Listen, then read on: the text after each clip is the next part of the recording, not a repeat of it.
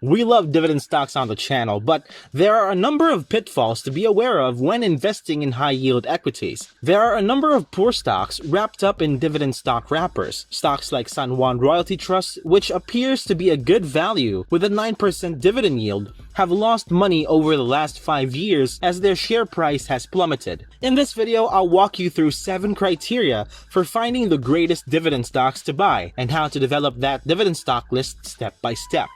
Then, I'll teach you how to design a dividend stock portfolio, how to put it all together, and disclose the best dividend stock that ticks all the boxes. But before we begin, make sure to keep yourself informed and engaged by subscribing to the channel and turning on all notifications so you won't miss our latest uploads. These 7 dividend stock criteria are equally significant, but let's start with the most intriguing information: dividend and growth data. I want a dividend yield of at least 4% every year, which may not appear to be a high yield stock, but it's still more than 3 times the 1.3% you'll find in the larger stock market. You may now locate strong dividend growth sales with 3% yields here, but I'd go considerably lower than that, with a yield of 3 or 4% more. I'm aware that the cash return to shareholders is a top priority for management. Finding the dividend yield is now pretty simple.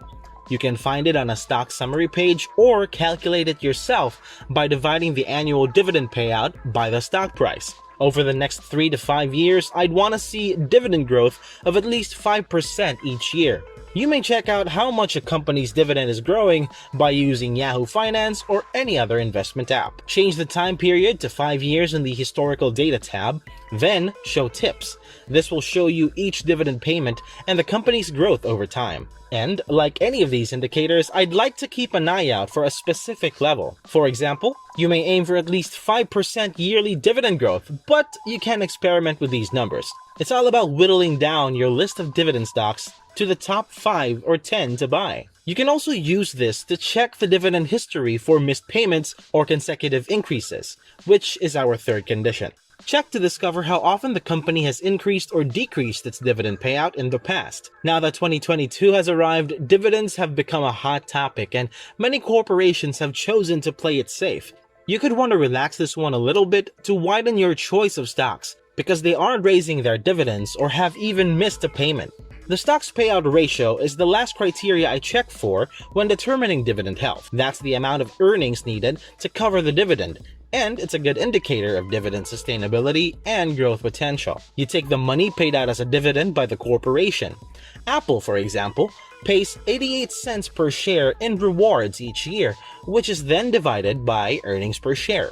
Apple's payout ratio was 17%, or $5.11 per share. Apple isn't a dividend stock, and the low payout ratio reflects the company's preference for reinvestment and share repurchases over dividends. However, suppose the payout ratio reaches 70 or 80%. In that case, you have to wonder if the company can continue to pay that much in earnings while still growing sales. On the other hand, dividend stocks with lower payout ratios may be able to enhance their payment without sacrificing the growth that comes with it.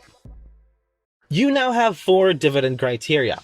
When it comes to dividend stocks, I want to add 2 more fundamental criteria for returns. First one is that revenue growth has been strong over 3 to 5 years. Suppose a company isn't earning more sales. In that case, it would have difficulty increasing its dividends, which is a good indicator of competitive advantage. To find it, look at the income statement in the company's financials and compare this year's revenues to previous years. When comparing stocks, it's crucial to remember that you're comparing companies to the same industry, instead of comparing a company like Bed Bath & Beyond to Tesla, for example. Merchant stocks should be pitted against one another. To see if a company is outperforming its competitors, you must compare growth rates and other criteria to similar organizations. Also, I'm searching for companies that enhance their operating profitability on the income statement. The operating margin is my utmost favorite stock ratio. It's the proportion of sales left over after paying suppliers and operational expenses. Therefore, it is a vital indicator of profitability. A corporation that can increase its profitability and sales will see its earnings and dividends skyrocket.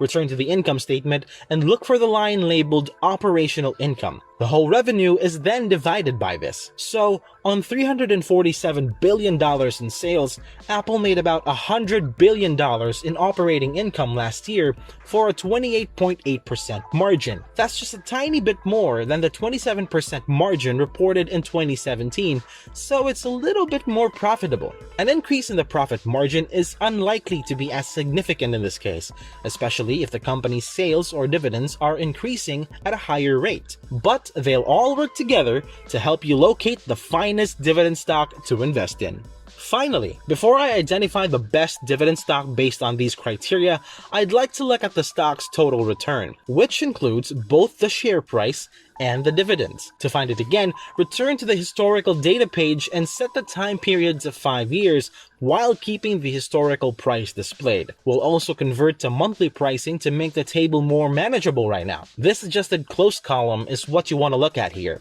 That's the stock price adjusted for any dividends or splits, so it's a comprehensive return gauge. And if we scroll down here, we can see that Apple was trading for just $26 or 5 cents a share 5 years ago, giving you a 5-fold return on your investment. We may find the annualized return by multiplying this by the exponent of 0.2. We can see that Apple has generated a 41% yearly return, which is incredible.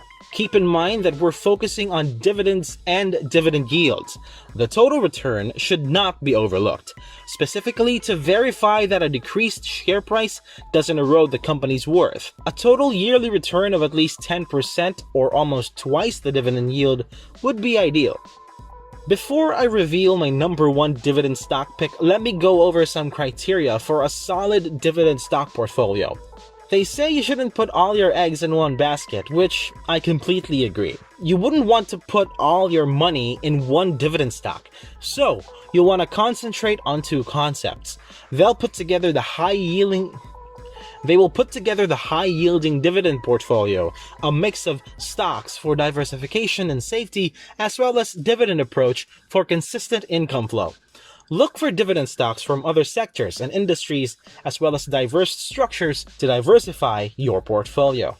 I get that large dividend rates on REITs and BDCs are appealing, but don't put all of your money into just a couple of these companies. It'll simply set your portfolio up for a fall if something happens to the industry or if the tax law changes. If you don't know what industry or business the corporation is in that case, you can go to Yahoo Finance's profile area, which will tell you about the sector and industry of the company. These REITs are the 3rd type of popular dividend stock here, so that's another one to watch. It's also worth noting that none of these businesses are inherently bad. Even so, when it comes to matters like interest rates and the economy, they all react the same way.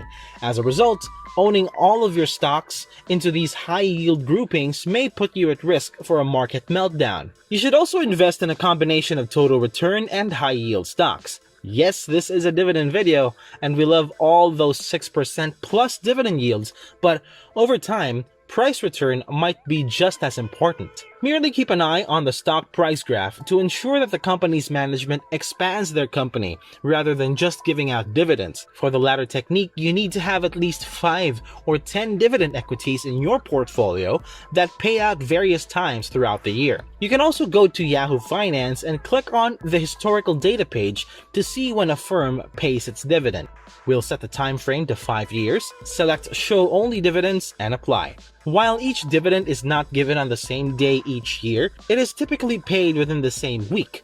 So, armed with this knowledge, you may deliberately select dividend stocks to ensure that you receive a dividend check every month. Getting those consistent dividends isn't necessary if you don't need the money immediately. Still, it is a terrific method to create a portfolio for the future. There are a lot of great options on the list before we go to that top dividend stock, and I wouldn't recommend putting all of your money in just that one stock.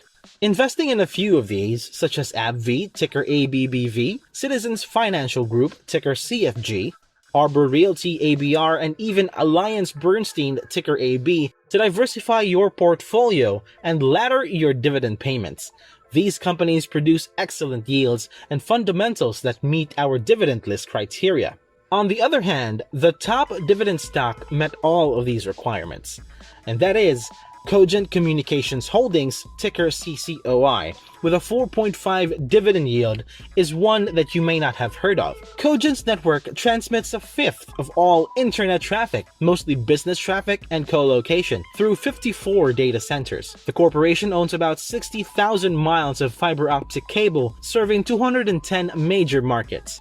Over the last year, demand for workplace internet traffic has decreased. Nonetheless, it is improving, and overall internet traffic growth assists the company. The low-cost position of Cogent gives it an advantage. A decade ago, when rates were significantly lower, it constructed this network through leases. Its lease network has over 200 network vendors and an average remaining life of more than 20 years. So, Cogent is currently spending $160 million in operating cash flow on maintenance and minor equipment upgrades. According to our list of dividend criteria, Cogent's dividend has climbed every quarter since 2015. It has grown by 15% annually over the last 5 years.